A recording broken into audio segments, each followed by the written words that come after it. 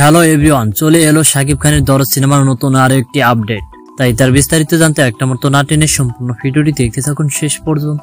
সুপ্রিয় দর্শক, এই সিনেমায় ত্রিফুল ক্যারেক্টার পর্দা কাঁপাবেন এই সুপারস্টার।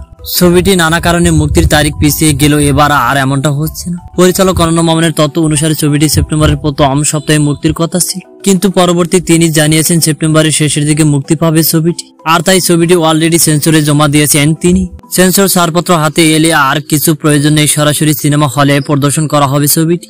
দরদ সিনেমায় শাকিব খানের অনেকগুলো ইউনিক লুক থাকবে। যতদূর জানা গেছে সিনেমায় তাকে 7টি লুকে দেখা যাবে এবং তিনটি ক্যারেক্টারে প্লে করবেন। প্রকাশিত টিজারটি ভালোভাবে লক্ষ্য করলে এমনটাই প্রমাণ পাওয়া যায়। টিজারে একজনকে দেখানো হয়েছে অ্যাকশন মুডে, অন্যজনকে দেখা গেছে ভয়ঙ্কর সাইকো মুডে এবং টিজারের শেষের দিকে শাকিবকে দেখানো হয়েছে বিনোদন মুডে। তাছাড়া পরিচালক অনন্য মামুনও বিষয়টি ক্লিয়ার করেননি।